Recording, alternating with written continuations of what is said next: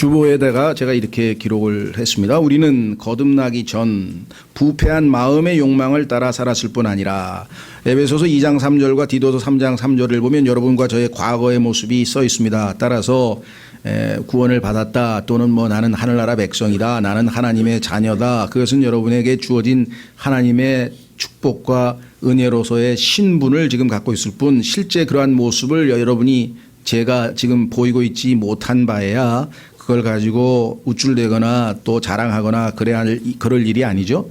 우리가 올챙이적에 어떤 모습이었는지를 우리가 자꾸 반복해서 확인을 해볼 필요가 있습니다. 뿐만 아니라 사람들의 전통과 세상의 유치한 원리를 따라 살았습니다. 한번 확인해 보겠습니다. 골로새서 2장 8절. 여러분과 저의 과거의 생활 원리가 거기 써 있는데 그것은 뭐냐? 철학이었습니다. 철학이라고 하니까 철학을 나는 별로 좋아하지 않는다. 이 세상에 있는 사람들은 다 자기 자신의 철학이 있습니다. 자기가 가지고 있는 인생관, 가치관, 무엇을 옳다고 생각하고 살고 있는지 그게 다 그 사람의 철학이에요. 철학이라는 게 별게 아니고. 그렇죠? 나는 이게 제일 내 인생에 있어서 중요하다고 생각한다. 그것이 우정이라고 하면은 우정, 또 그렇죠? 어떤 사람은 돈, 어떤 사람은 권력, 뭐 어떤 사람은 사랑, 뭐 다 있을 거라 이 말이죠. 자, 골로새서 2장 8절. 하나님의 말씀을 대적하는 것 중에 철학이라는 게 있는데요. 8절. 어떤 사람이 철학과 헛된 속임수로 너희를 노략하지 못하도록 조심하라. 하나님의 말씀에 어긋나는 철학이 굉장히 멋져 보이죠. 요즘에 보면은 뭐 신문의 인문학 강의를 포함해서 과거에 노자 뭐 노노 강의도 있고 많이 있습니다. 그래서 그것이 그럼 다 엉터리냐? 물론 그건 아니죠. 당연히 우리가 배울 게 많이 있지만 객관적 성경적 진리에 봤을 때 어긋나는 것, 벗어나는 것도 의외로 상당히 많다는 것이죠. 예. 자, 그래서 항상 우리는 하나님의 말씀을 진리를 기준으로 해서 잣대로 해서 판단할 수 있는데 그것들은 사람들의 전통과 세상의 유치한 원리들을 따르는 것이요 그리스도를 따르는 것이 아니니라. 과거에 우리가 거듭나기 전에는 당연히 인간들이 가지고 있는 나름대로 지혜, 인간이 이 땅에서 살아오면서 누적시켜온 그러한 모든 지혜도 있을 것이고 철학도 있을 것이고 가치관도 있을 것이고 인생관도 있을 것이고 세계관도 있을 것이고 다 나름대로 여기저기서 배워서 나는 이것이 가장 올바른 가치관이라고 생각해서 이렇게 살겠다. 뭐 이런 등등의 사람들이 있겠지만 그리스도인이 되고 나서부터는 우리는 이제 하나님의 말씀 곧 진리를 기준으로 해서 살아가게 되는데 자, 그 기준이 세상에 여기 나와 있는 유치한 원리들과 어떻게 다른가를 오늘 살펴보려고 합니다. 성경에서 기본적인 것 7가지를 저희가 했는데요. 자, 세상에 소위 말하는 유치한 원리들이라고 했을 때 그것은 뭐냐면요. 사람들은 분명히 잘못이라고 압니다. 잘못된 짓을 할 때, 즉 죄를 지을 때 나름대로 알리바이를 세워요. 또 자기가 하고 싶은 일이 옳지 않다고 생각하지만 자기 양심에 그래도 이것을 뭔가 합리화시키고자 정당화시키고자 나름대로 여러 가지 핑계를 대는데 그것이 바로 세상 사람들이 살아가는 생활 원리입니다. 그건 뭐냐? 뭐 다른 사람들도 다 하잖아 그거. 어떤 일을 정당화하는데 원리 원칙에 입각해서 진리에 입각해서 판단한 게 아니라 뭐 딴 사람도 다 하는데 뭐 그 정도 뭐 나도 뭐 하면 어떠냐? 우리는 항상 그렇게 해오지 않았던가? 뭐 이제 와서 갑자기 바꿔야 될 일이 있어? 아주 조금은 괜찮지 않을까? 뭐 많이 하면 그건 좀 나쁜 일이지만 그렇죠? 예, 아니 조금 정도는 괜찮지 않을까? 뭐 내 양심엔 전혀 괴롭지 않은데 그렇죠? 모르겠어요. 뭐 부동산 투기를 했다. 그게 뭐 나빠? 뭐 내가 머리 써서 사고 팔고 해서 돈 좀 벌었는데 그거 나쁜가? 예를 들면 뭐 그냥 갑자기 예를 든 거예요 제가. 그러니까 양심에 어긋났는데 자기 양심은 난 내 양심은 괜찮다 이거야. 동성애가 뭐가 나빠? 난 아무렇지도 않은데. 뭐 예를 들면 잘 모르겠습니다만은 여러분들이 보기에 성경에서 나와 있는 기준에 어긋나지만 자기가 보기에는 난 괜찮다. 예. 그 다음에 우리는 그만둘 때를 알잖아. 우리가 그래도 교양인이고 어느 선에서 멈추잖아. 근데 멈춥니까? 예, 안 멈추죠. 예. 그 다음에 야 먹고 살아야 되는 거 아니냐? 그러니까 뭐예요? 편법이든 뭐든 좀 우선 뭐 그렇게 먹고 사는 게 중요하지 않냐? 이런 기준. 그 다음에 모든 것은 보는 각도에 따라 관점에 따라 다르지 않을까? 꼭 그거를 흑백 논리로 규정해야 되겠어? 이렇게 얘기를 한다 이 말이에요. 그렇죠? 그래서 요즘에 나온 얘기가 뭐예요? 남이 하면 불륜, 자기가 하면 로맨스. 그게 이 세상 사람들의 기준이래. 절대 기준이 없기 때문에. 절대적인 기준이 없기 때문에 보는 각도에 따라 이럴 수도 있고 저럴 수도 있지 뭐 이렇게. 그래서 논란이 있습니다. 그러나 이런 원리는 우리가 예수님 믿기 전에 그저 이 세상의 전통과 유치한 원리들이고, 그럼 성경적인 원리는 뭐냐? 하나님께서 이 땅에 새로운 창조물이 됐죠. 제가 썼습니다. 계속 읽어가겠습니다. 그러나 거듭나 새로운 창조물이 된 우리 그리스도인들은 생각을 새롭게 함으로 변화를 받게 된다. The mind of Christ, 그리스도의 생각을, 그리스도의 사고방식을, 그리스도의 관점을 우리에게 주셨다라고 성경에 써 있습니다. 그러면 예수 그리스도께서 이 땅에서 누가복음에서 하나님께서 인간이면 마땅히 이렇게 살아야 한다라고 하는 참 인간의 모습으로 인간의 삶을 사신 예수님의 사고방식과 기준은 무엇이었던가를 우리가 보게 되는 거죠. 그래서 새로운 가치관, 새로운 성경적 생활 원리를 따라 살아야 합니다. 그래서 신앙생활의 첫 단추가 로마서 12장 2절이에요. 이 세상에 일치하지 말고 생각에 renewing the mind, 생각을 바꾸라. 그렇죠? 마인드 컨트롤을 해야 되는데 이 세상적인 의미에서 어떤 이 우리의 마음을 수양하는 그런 정도의 마인드 컨트롤이 아니라 성경을 통해서 the Christ mind를 갖자. 자, 그래서 무엇을 하든지 무슨 결정을 내리든지 늘 하나님 앞에서 다음의 원칙에 입각해 행동을 하시기 바랍니다. 하나님 앞에서라고 하는 말이 라틴어로 코람 데오입니다. 이제 우리도 좀 멋있는 말을 할 때는 이제 한자 사자성어를 갖다 쓰잖아요. 그렇죠? 그런 것처럼 이 서양 사람들도 라틴어나 히라보 몇 마디를 써야 좀 저 사람 뭐 식자층에 속한다 그래요. 그래서 너무 또 무식하다 그러면 안 되니까 우리도 사람들이 요즘에 유행하는 그리스도인들이 당신 코람데오의 삶을 아십니까? 막 이렇게 물어봐요. 코람데오가 뭔데 이럴 수는 없잖아요. 그래도 우리도 정보는 좀 알아야 되니까. before God, 하나님 앞에서 사시느냐 이 말이죠. 하나님을 인식하면서 내 행동이 하나님 보시기에 어떨까 이거를 좀 생각하면서 사느냐 이거죠.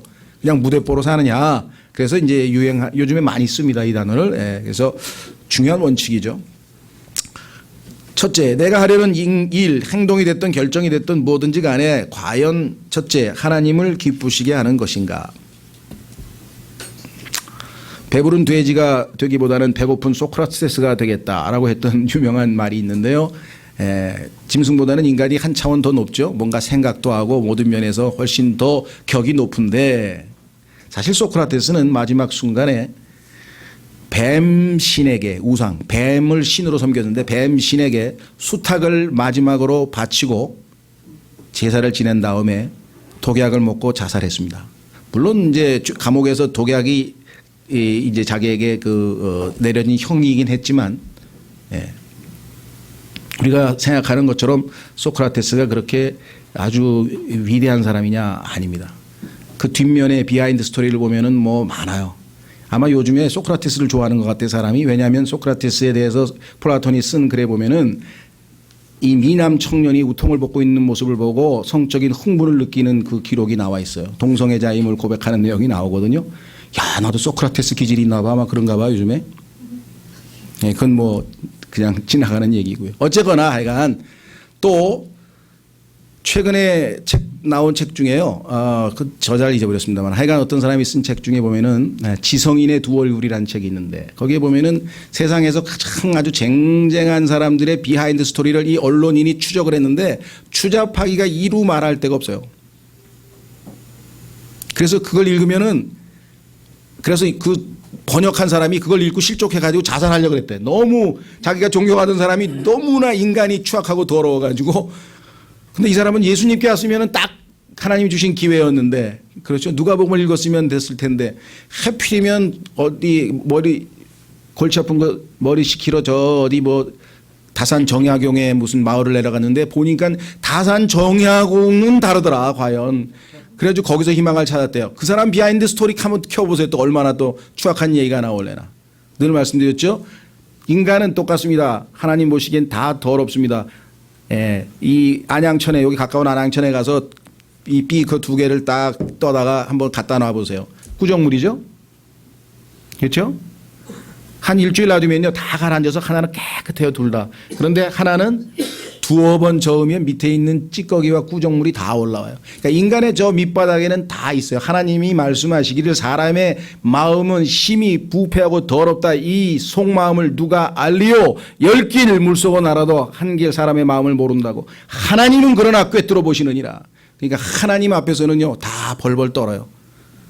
폼 잡고 뭐 대단한 뭐 인격체인 것 같아도요, 하나님 앞에 가서 딱 정직하게 서면은요, 하나님의 말씀에 빛이 임하면은 전부 다 자기의 추하고 더러운 모습이 쫙.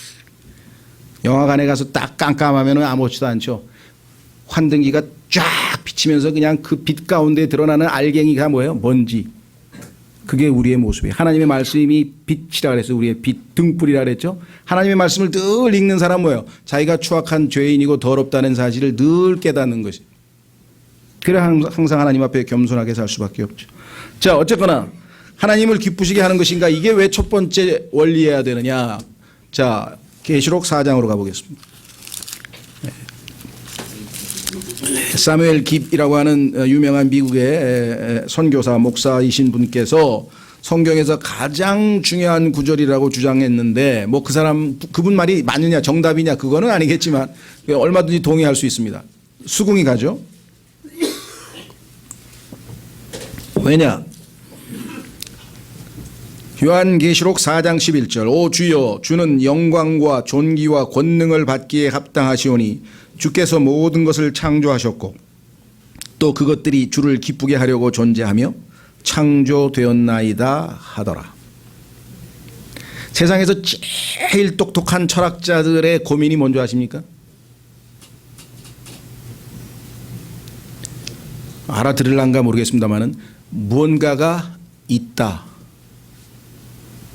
그걸 철학에서는 존재론이라고 하는데요. 무언가가 없는 게 아니라 있다가 문제라는 거예요. 이게 있다 이거예요.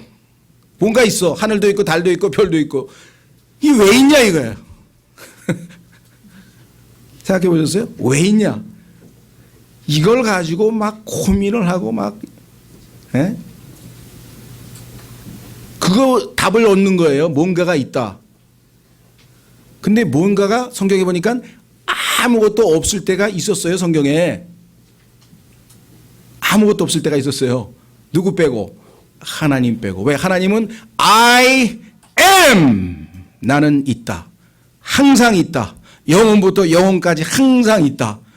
그래서 하나님께서 자기 이름을 밝혀달라니까 I am that I am, 나는 I am이다. I am이라고 하는 분이 너를 보냈다고 가서 네 백성에게 얘기하라.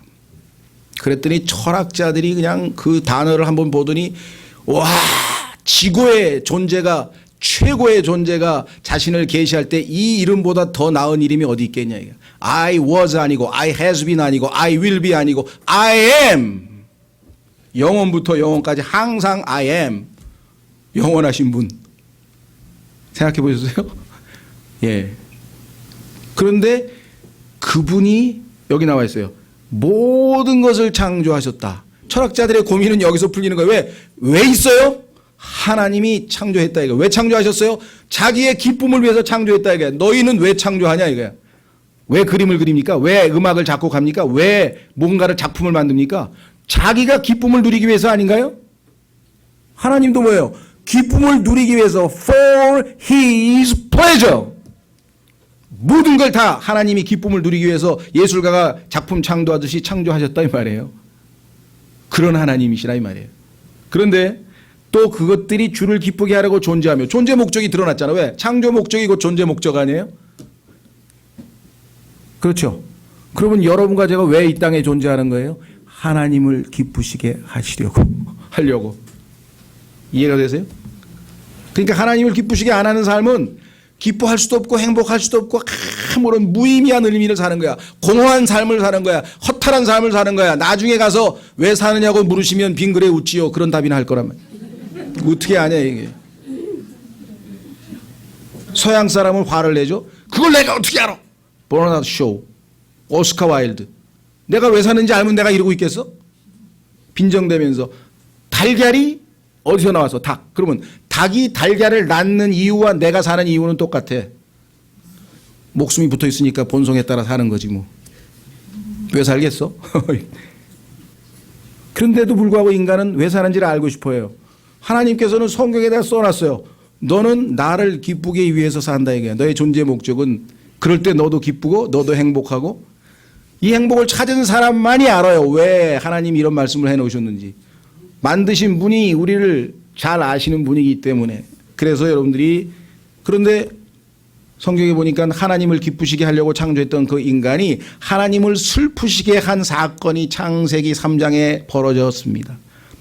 하나님께 반역을 하고 하나님 말씀에 불순종했어요. 마치 자식이 부모의 말을 안 듣고 크게 하나님 마음을 상하게 만드는 사건이 터져버렸어요. 그래서 하나님께서 그를 벌하셔야 되는데 성경에 보니까 하나님은 긍휼이 많으신 분이에요. 불쌍히 여기시는 분이야. 어쩌다가 나를 기쁘게 하려고 창조했던 네가 나를 슬프게 하고 내 마음에 못을 박았단 말이냐. 그러나 나는 너를 버리지 않겠다. 너에게 다시 한번 기회를 주겠다.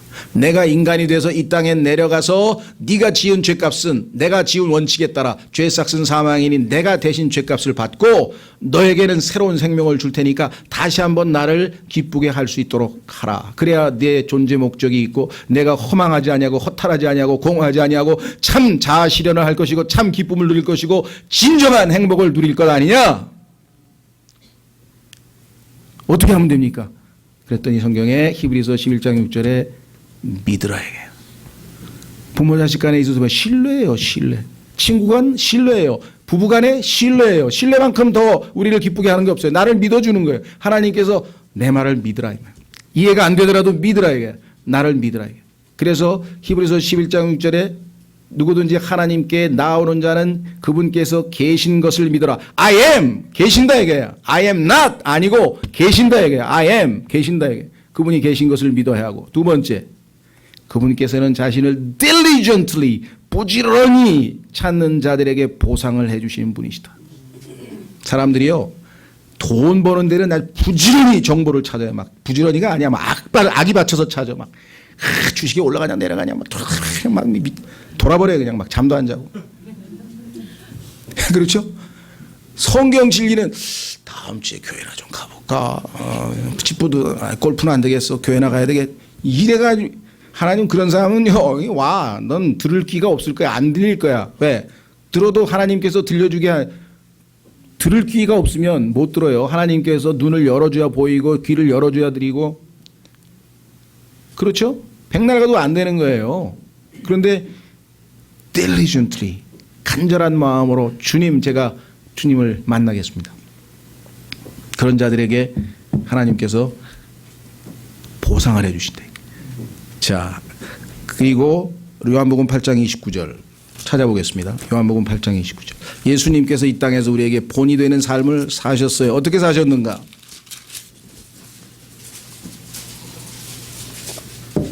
요한복음 8장 29절.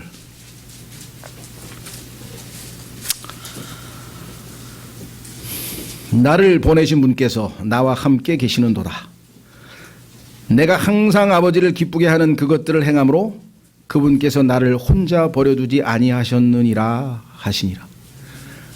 하시는 일마다 하나님을 기쁘시게 해드리는 거예요. 예수님이. 그 하나님께서 항상 예수님하고 같이 있기를 원하시는 거예요. 예?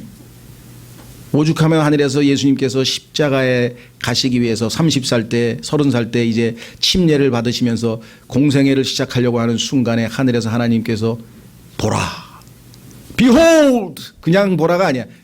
보라 이게 바라보라 이게 바라보라 이게 내 아들의 모습을 Behold 보라 바라보라 이는 내가 사랑하는 아들이라. 한번 봐라 이게. 내가 사랑할 만하지 않냐 이게. 내가 그를 매우 기뻐하노라.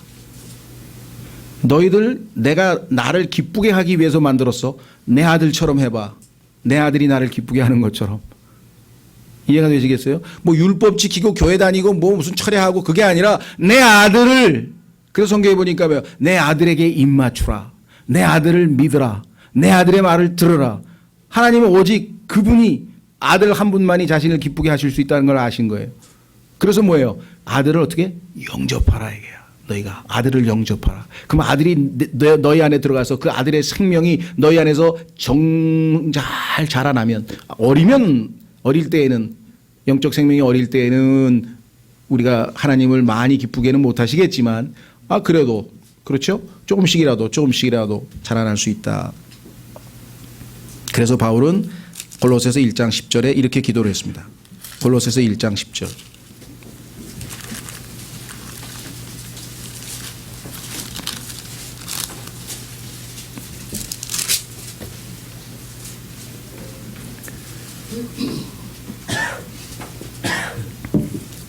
바울의 기도 내용 중에 이렇게 돼 있어요. 그분 주께 합당하게 걷기를 바라고, 모든 일에서 그분을 기쁘게 하기를 바라고, 모든 선한 일에서 열매를 맺으며 하나님을 아는 것에서 자라가고. 보는 순간 어떻습니까? 기도의 수준이 나하고는 많이 차이가 나는구나. 그래서 우리는 뭐죠? 감기를 빨리 낫게 해주시고, 목 디스크를 빨리 낫게 해주시고, 저도 밤낮 그거 기도하는 뭐 해주시고 자식 잘 되게 해주시고 시험 잘 보게 해주시고 예쁜 여자 만나게 해주시고 막 밤낮 하나님을 기쁘시게 하면요 그걸 보상으로 다 해주세요. 솔로몬도 하나님께서 구하라고 했을 때 엉뚱한 거 안 구하고 지혜를 구했더니 너무 기뻐가지고 그냥 권력, 돈 뭐 다 줬잖아요. 그냥 그렇죠? 예. 자, 그래서 여러분과 저의 존재 목적은 하나님을 기쁘시게 하는 것이에요. 근데 하나님은 다른 거 원하잖아요. 나를 신뢰하라 이게. 내 말을 믿으라 이게. 딴 거 믿지 말고 여기 써있는 대로 그대로 믿으라 이게. 그대로 믿으라 이게. 자, 두 번째, 하나님께 영광을 돌리는 일인가. 지금 우리 금방 읽었던 본문에 보니까 먹든지 마시든지 그 무엇을 하든지 하나님께 영광을 돌리라. 하나님께 영광 돌린다는 얘기가 도대체 뭐냐. 자, 마태복음 5장 16절로 가겠습니다. 마태복음 5장 16절.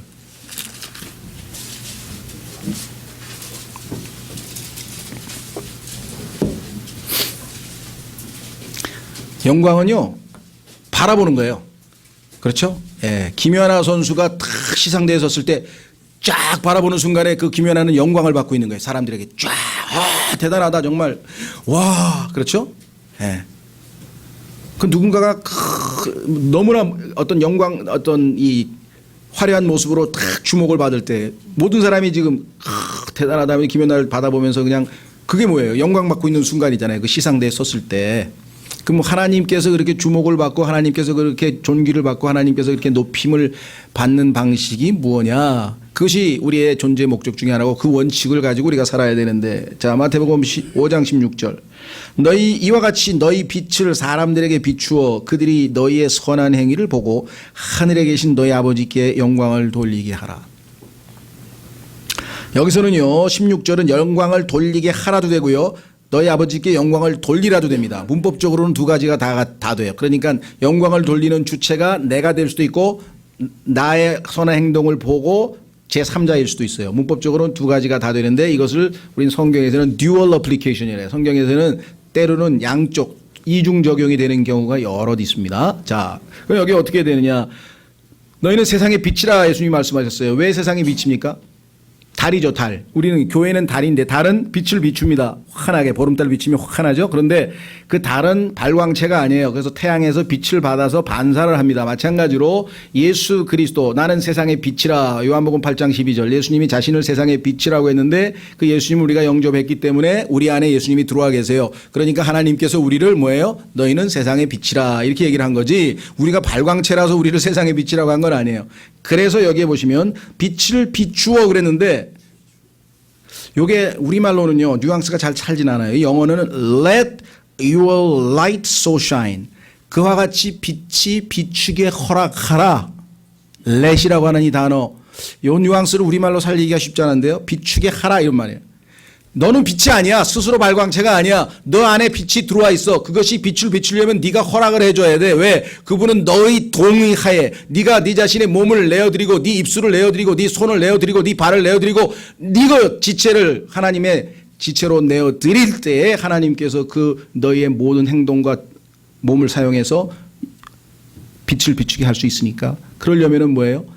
빛을 비추도록 내가 주님께 내 자신을 내어드려야 된다 이 말이에요. 그러면 바깥으로 드러나는 것은 뭐냐? 선한 행실이 된다. 주님께서 빛을 내 안에서 바라게 되면 바깥으로는 행실이 선한 행실이죠.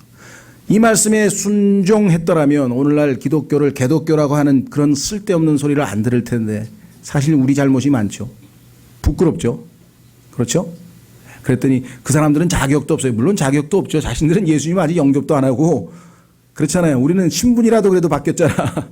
그러나 문제는 우리가 빨리 성장하지 아니하고 잘 자라지 아니하면 아버지께 기쁨을 드리는 게 아니라 영광을 돌리는 게 아니라 모독을 줄 수도 있다 이 말이죠. 확인해 보겠습니다. 로마서 2장 24절. 로마서 2장 24절에 보니까 하나님께 영광을 돌리도록 창조된 이스라엘 민족이 하나님께 모독을. 글쎄 오늘날 유대인들은 어떤 처지인가요? 아마 유대인들에 대해서 뭐 얼마나 많은 책들이 나온지 모릅니다. 폴 존슨 같은 사람도 유명한 책을 쓰고요. 하여간 나름대로 하여간 대단한데요. 저도 유대인에 관한 책 많이 읽었는데 유대인의 그 정말 신비로움에 대해서 사람들은 좀 부러워할지는 모르지만 유대인의 행실에 대해서 그렇게 긍정적으로 칭찬하는 사람 별로 없어요. 유대인 그러면 독한 사람이다. 돈밖에 모르는 사람이다. 이게 아주 그 미국 사회, 서양 사회에서는 아주 익히 알려져 있죠. 물론 그것이 뭐 셰익스피어의 작품이 있는 거 베니스의 상인 때문에만은 아니지만 그래도 영향을 끼쳤겠어. 하여간 돈독에 오른 사람. 유대인 손에 동전 하나가 잡히면 절대로 이건 필 수 없다. 뭐 이런 소문도 있고요. 하여간 베레벨리가. 그래서 유대인들은 그렇게 좋은 평판을 받지 못합니다. 지금. 그렇죠. 그런데 구약의 율법에 따라 정말 선한 삶을 여기처럼 뭐예요. 빛 되시는 그 하나님을 바깥으로 보여서 합당한 선한 도덕적인 모습을 보였더라면 유대인들이 그렇게 세상 사람들로부터 소리를 들었을까요? 자, 확인해 보겠습니다. 2장 24절. 죄송합니다. 17절부터. 로마서 2장 17절부터 24절은 유대인들에 대한 이야기입니다. 보라, 내가 유대인이라 불리며 율법 안에 안주하고 하나님을 자랑하며 율법에서 가르침을 받아 그분의 뜻을 알고 훨씬 더 뛰어난 것들을 입증하며 너 스스로 눈먼 자들의 안내자여 어둠 속에 있는 자들의 빛이요 율법에 있는 지식의 틀과 진리의 틀을 갖춘 자로서 어리석은 자들의 스승이여 아기들의 교사라고 확신하는도다. 그런즉 다른 사람을 가르치는 내가 내 자신을 가르치지 아니하느냐? 사람이 도둑질해서는 안 된다고 선포하는 내가 도둑질하느냐? 사람이 간음해서는 안 된다고 말하는 내가 간음하느냐? 우상들을 몹시 싫어하는 내가 신전 물건을 몰래 훔치느냐? 율법을 자랑하는 내가 율법을 어김으로 하나님을 욕되게 하느냐? 이것은 기록된 바 하나님의 이름이 너희로 말미암아 이방인들 가운데 모독을 받는도다 함과 같으니라. 여기서 유대인 대신에 그리스도인을 집어넣으면 어떻게 될까요? 너는 그리스도인이요 은혜로 구원을 받고 하나님의 자녀 영원한 생명을 얻고 거룩한 성품을 얻고 하늘의 소망을 갖고 이 땅에서 성령을 소유하고 그러한 내가 이 정도의 삶으로 너의 주님을 욕되게 하느냐. 이게 지금 우리의 모습이다. 이게 우리의 모습이다. 왜? 성경적 원리대로 살지 않았기 때문에. 내 행동이 과연 하나님을 기쁘게 할 것인가? 그 원칙에 따라 살고 이 행동으로 하나님께서 영광을 받을 것인가? 선한 행실이 나오냐 이거죠. 자, 세 번째. 하나님 보시기에 올바른 일이냐? 이걸 항상 생각하셔야 돼요. 하나님 보시기에 올바른 일이냐? 죄송합니다. 하나님께 영광을 돌리는 일인가 1번이에요. 첫 번째 보면요. 요한복음 15장 8절에 보면은 구체적으로 어떻게 하면 되냐 안에 열매 맺는 거예요. 열매. 여러분들 성령의 열매 책을 너무나 많이 읽으셨기 때문에 내가 아는 것처럼 생각해서 1번을 넘어간 것 같은데 열매. 성령의 열매는 9가지 특성이 있습니다. 성령의 열매들이 아니에요. 여러 가지 종류가 아니라 열매는 하나뿐인데 특성이 9가지예요. 그렇죠? 그건 여러분들이 이미 성령의 열매라는 책을 통해서 이런 특징이 있는 열매가 내 삶에서 드러나면 하나님께 영광을 돌리는 것이다. 왜? 너희가 많은 열매를 맺으면 하나님께서 내 아버지께서 영광을 받으실 것이요 라고 분명하게 말씀을 했죠. 여러분의 하루의 삶을 봐서 내 삶에서 오늘 하루 동안 성령의 열매가 뭐가 어떻게 맺혔는지 한번 생각을 해보세요. 열매를 맺지 못했다면 하나님께 영광을 못 돌린 거죠. 항상 열매 맺는 삶을 사는지 성령의 열매가 나를 통해서 드러나는지 체킹하라 이거죠. 크로스 체킹도 하고. 세 번째, 하나님 보시기에 올바른 일인가? 로마서 1장 18절에 보면 하나님의 진노가 하늘로부터 계시되어 나타났다. 하나님은 의로우시고 하나님은 거룩하시어서 진노하시는 하나님입니다. 불의하고 옳지 못하고 추악하고 더러운 것을 보면 진노하십니다. 물론 하나님은 불쌍히 여기시는 긍휼이 많으신 분이고 사랑이 많으신 분이고 은혜가 많으신 분이기는 하지만 그러나 하나님은 그 거룩하고 의롭기 때문에 옳지 못한 것, 더러운 것, 추악한 것, 거짓된 것에 대해서는 추호도 용납을 하지 아니하시는 엄위하신 분이시라라고 성경에 나와 있습니다. 그래서 하나님께서 이 땅에 자신을 기쁘게 하시기 위해서 창조했던 인간들을 바라볼 때 하늘로부터 진노가 이 땅에 나타났대. 하나님의 진노가 이 땅에 가득 차 있습니다. 지금 두 가지 이유 때문에. 하나는 ungodliness. 우리말로는 이게 번역하기가 참 쉽지 않아요. 경건치 아니함이라고도 번역을 일단 했는데 어떤 부분에 가서는 하나님 모습, 하나님과 같지 않다. 하나님의 성품과 다르다. 하여간 번역상의 어려움은 좀 어쩔 수 없고요. 하여간 God 하나님인데 godly 하나님다운 godliness 하나님다움 ungodliness 하나님과 다른 모습. 하나님의 성품과 전혀 어울리지 않는 그러한 모습이 하나님의 형상대로 지음을 받았는데 죄로 말미암아 하나님의 형상이 사라져버리고 우리 안에 내 육체 안에 선한 것이 거하지 아니하고 죄가 내 몸 안에 거하는 인간 죄인들의 모습에서는 하나님을 하나님으로 인정도 하지 아니하고 하나님을 하나님답게 대접하지도 아니하고 하나님을 정말 신뢰하지 아니하고 하나님을 우습게 여기거나 하나님을 조롱하거나 하나님을 없다 하거나 이런 일이 지금 비일비재하게 벌어지니 부모가 자신을 무시하고 자신을 아예 있는 것처럼 여기지도 아니하고 무능하다 그러고 관심 끄라 그러고 필요 없다 그러고 그런 자식에게 진노하지 아니할 부모가 있나요? 하나님의 진노는 너무나 당연합니다. 인간이 하나님께 한 모든 소행들을 볼 때 하나님의 진노는 정당하고도 정당합니다. 그래서 하나님의 진노는 holy wrath, 거룩한 진노라. 거룩한 진노. 그 성경에 보니까 하나님의 진노의 손안에 떨어진 죄인들이여 두려워하라 하고 이사야서 55장에 말씀하고 있잖아요. 얼마나 많은 사람들이 진노의 두려움 가운데 있을까요? 그런데 그렇죠? 예.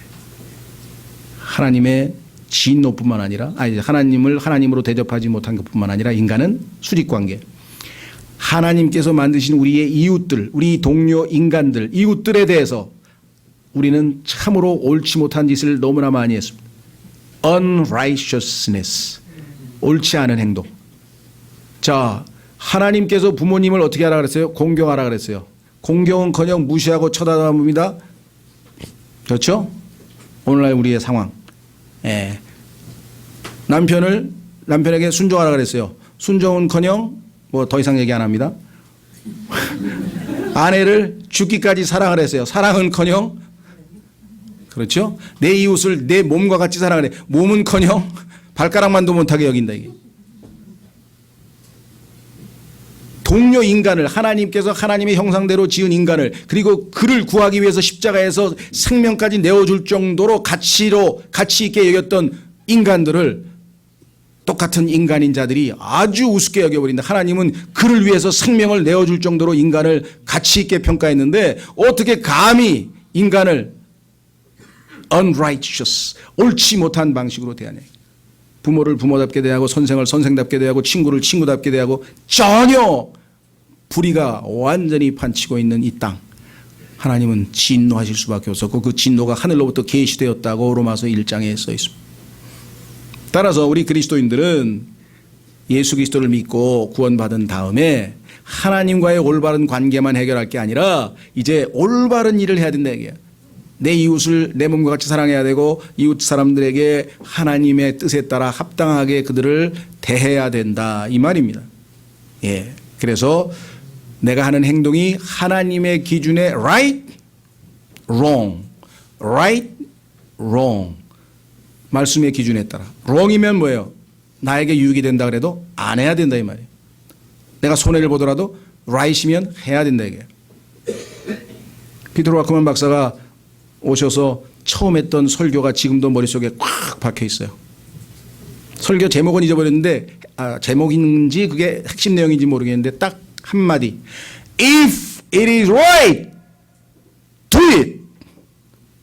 If it is wrong, quit it. 옳으면 하라 이거야. 잘못된 거면 버리라 이 말이야. 여러분이 하는 행동이 그 무엇이 됐든 간에 하나님께서 원하시는 삶의 기준은 그거다.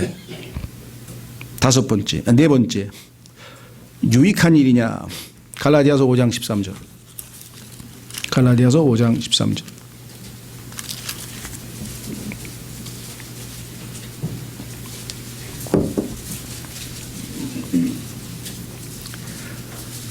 형제들아 너희가 부르심을 받아 자유에 이르렀으나.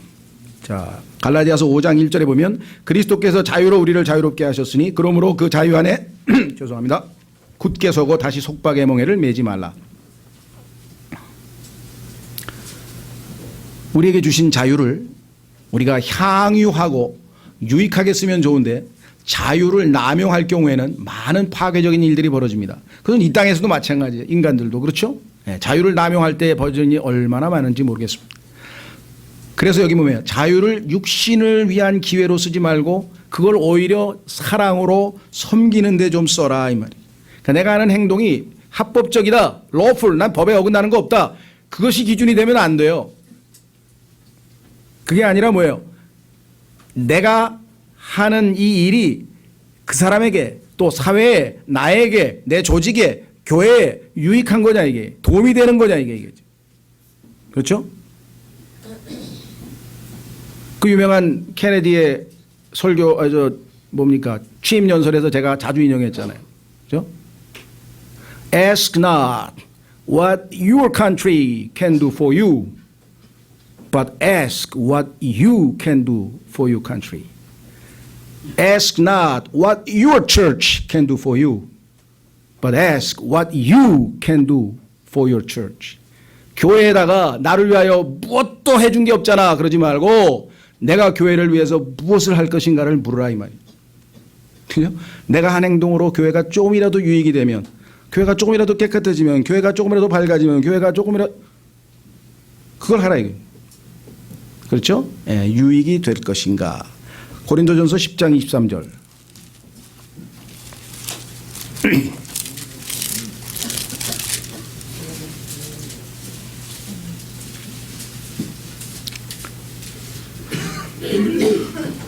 고린도전서 10장 23절. 모든 것이 나를 위해 적법하나 모든 것이 적절하지는 아니하며 모든 것이 나를 위해 적법하나 모든 것이 세워주지는 아니하나니. 아무도 자기 것을 구하지 말고 각각 다른 사람이 잘 되기를 구하라. 이 말씀대로 신청했으면 우리가 욕 안 먹겠죠? 크리스찬들이 더 이기적이고 더 지독하고 더 막 이런 소리 듣잖아요. 적법해요. 왜? lawful 우리는 율법 하에 있질 않아. 해당이 안 돼. 그래서 우리는 상관없어. 그 표현을 어떻게 해야 되나? 19금 영화를 나는 20살이니까 봐도 괜찮아. 그렇죠? 적법하죠? 그런데 적절한가요? 아니지. 예. 그것이 나에게 가져다 줄 많은 부작용과 많은 잘못 이런 것들이 있을 거 아니에요. 예를 들면 괜찮아 해도 뭐 성경에서 담배 피지 말라는 없어. 그러니까 유명한 목사도 담배 피는 분 많대. 뭐 괜찮아. 마틴 루터도 맥주를 즐겨 마셨대. 괜찮아. 그게 unlawful하다는 얘기는 아니에요. lawful이야. 하나님 허락하셨어. 괜찮아. 뭐든지 다 먹어도 돼. 마셔도 되고 다. 그러나 그게 적절하냐 이 말이죠. 그게 유익하냐 이 말이죠. 나에게 도움이 되냐 이 말이죠. 주님이 주신 몸된 교회 이 성전을 내가 더럽히는 거잖아요. 이걸 수명을 단축시키는 거잖아요. 폐는 하나님이 만드신 멋진 건데 담배 연기 집어넣어가지고 다 망쳐버리잖아요. 썩혀버리잖아요. 막 시커멓게 만들어버리잖아요. 예를 들면 그런 유익하지 않은 일을 해야 되겠냐 이 말. 그렇죠? 기준을 다시 한번 확인하라 이 말. 다섯 번째, 여기 나와 있네요. 다른 형제를 세워주는 일인가. 내가 하는 행동이 다른 사람의 믿음을 세워주는 거. 나를 보고 다른 사람이 야 내가 정말 예수님 더 잘 믿어야 되겠다. 정말 바르게 살아야 되겠다. 이렇게 세워지느냐 아니면 나의 행실을 보고 파괴가 되냐 이게 무너지느냐 이게. 이 에디파이란 말은 build 세운다 이 말이에요. 세운다. 건물을 지금 주님의 몸된 교회인 영적인 집을 거처를 세워가야 되는데 세워져 가고 있는 사람마저도 가서 무너뜨려 버리면은 얼마나 우리가 잘못된 삶을 사는 것인가. 그렇죠? 자, 고린도전서 8장 9절. 그 왼쪽으로 한 장 넘기시면 고린도전서 8장 9절. 오직 너희의 이 자유가 약한 자들에게 결코 걸림돌이 되지 않도록 조심하라.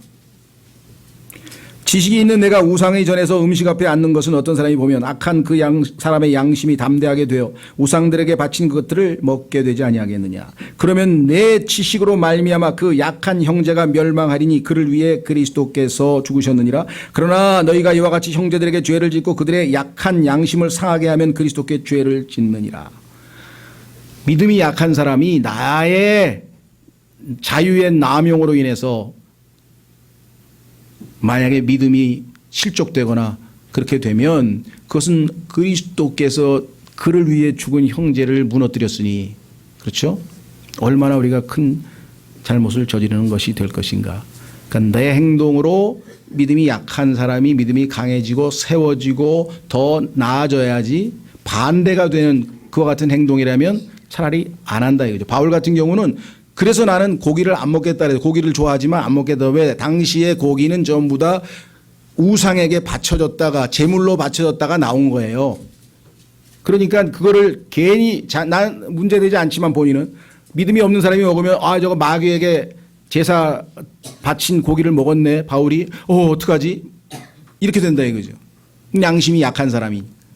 그래서 우리 주변에도 보면은 아직 그러한 믿음이 연약한 사람들을 우리가 잘 세워줘서 도와줘야지 믿음을 무너뜨리는 일을 해서는 안 된다. 그것이 바로 다섯 번째 규칙입니다. 그래서 그 고린도전서 14장 26절에 아주 고린도 교회가 실패했던 것이 뭡니까? 전부 자기중심적으로 살았단 말이에요.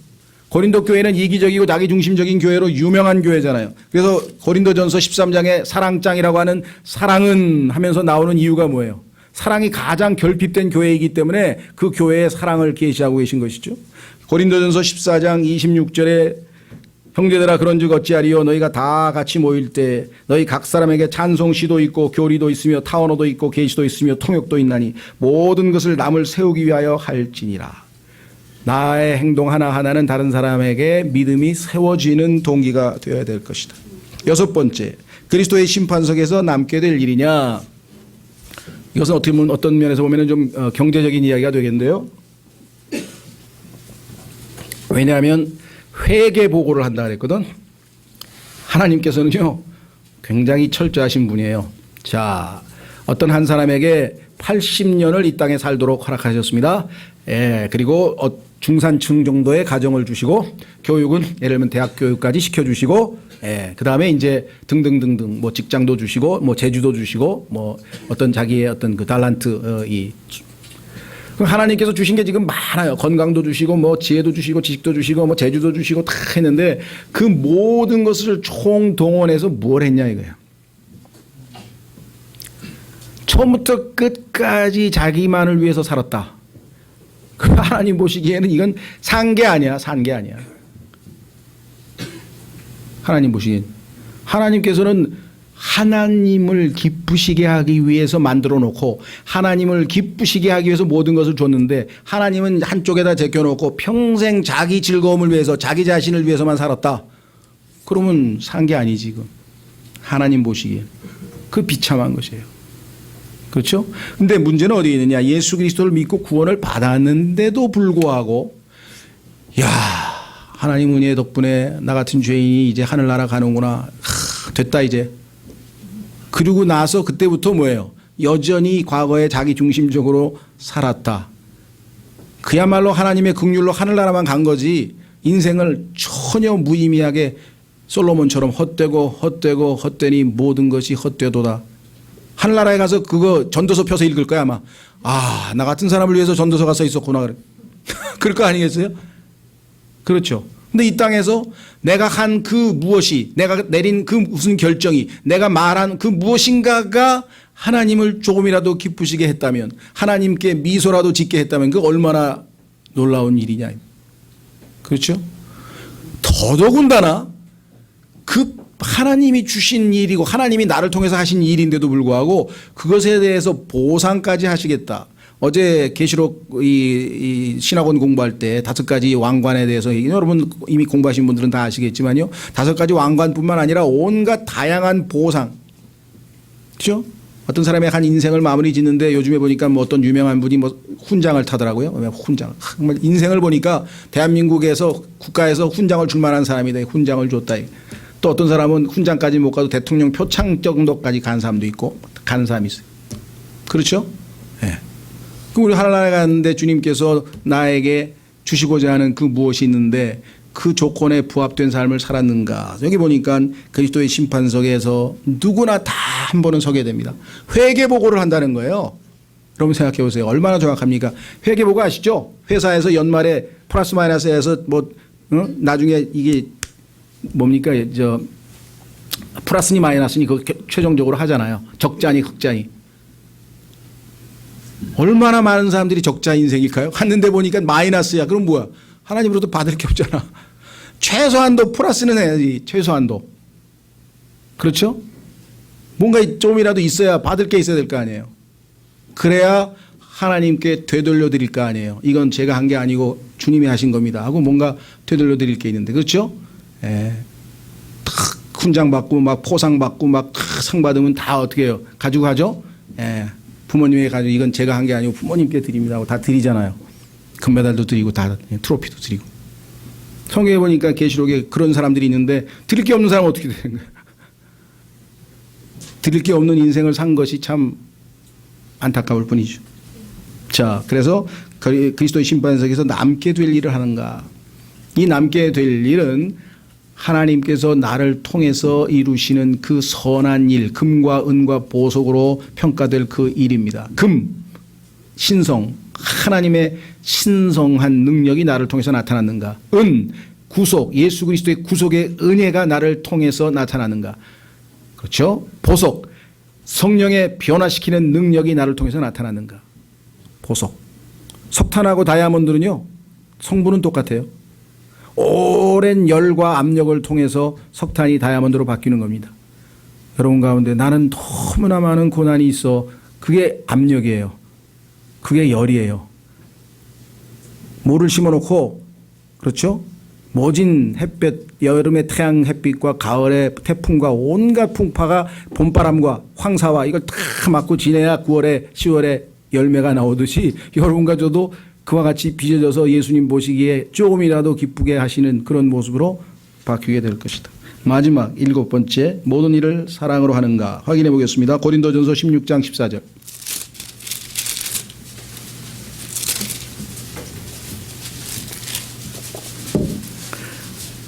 너희의 모든 일을 사랑으로 할지니라. 이 사랑이 굵은 글씨로 되어 있죠. 굵은 글씨로 되어 있다면 이것은 love가 아니고 charity라고 했습니다. charity. Christian brotherly love. 주는 사랑. love라고 하는 LOVE는 개념이 굉장히 넓어요. 그래서 인간의 육신적 욕망도 사랑이라 그래요. 그렇죠? 예, 거의 대부분이 그렇죠. 예, 드라마에 나오든 영화에 나오든 I love you 그러면 뭐야? I want you to possess you. 나는 너를 소유하고 싶어. 그 소리지 정말 희생해서 사랑했다는 뜻이 아니죠. 그래서 love란 말은 넓은 개념이고 육적인 욕구까지 다 포함되지만 charity라고 할 때에는 하나님께서 세상을 이처럼 사랑하사 독생하신 아들을 주셨으니 희생을 통해서 내어주는 사랑, 그런 사랑으로 살아야 해요. 하나님을 그렇게 사랑하고 이웃을 그렇게 사랑하고. 하나님 앞에 희생제물, 영적인 희생제물 배우셨습니다. 4가지 5가지 영적 희생물을 하나님 앞에 드리고 이웃을 위해서 내 자신을 희생해서 그를 기쁘게 하고. 너희는 너희 자신을 기쁘게 하지 말고 예수님처럼 다른 사람을 기쁘게 하라. 난 이기적이어서 안 되는데, 그래서 내 대신 그리스도께서 너희 안에 들어가 있다. 내가 사는 것은 아니요. Not I. 내가 사는 것이 아니요. But Christ lives in me. 그리스도께서 내 안에 사노라. 그걸 믿고 믿음에 맞춰서 자신을 내어주면 열매가 나타나고. 그렇죠? 하나님께서 불가능한 일을 우리에게 시키지 않습니다. 우리에게 뭔가를 명령하셨다면 모든 이룰 수 있는 모든 것도 다 제공하시는 분이시라고 성경에 말씀하셨어요. 그래서 sufficient, 충분히 명령은 순종할 수 있도록 해주셨다. 내 짐은 가볍다. 내 멍에는 쉽다. 어렵지 않다 그랬습니다. 믿음으로 주님을 따르는 삶이 되어야 되겠습니다. 그래서 오늘 여기 나와 있는 이 원리를 의식적으로라도 생각하시면서 과연 나는 이 원칙에 따라 행동하고 있는가, 아니면 아까 얘기한 것처럼 뭐 남들도 다 아는데 뭐 그 정도 가지고 조금만 하면 괜찮아. 뭐 우린 다 어른이잖아. 그만둘 때를 다 알잖아. 그래도 먹고는 살아야지. 뭐 이제껏 딱 그렇게 해왔는데 뭐 이런 식의 원칙은 세상에 유치한 childish, 유치한 원리라고 말씀을 하셨습니다. 그래서 여러분과 제가 먹든지 마시든지 그 무엇을 하든지 하나님께 영광을 돌리는 그러한 삶을 살아가시기를 바랍니다. 이 시간 다 같이 오늘 주신 말씀을 실천할 수 있도록 주님 도와주십시오. 잠깐 기도하겠습니다.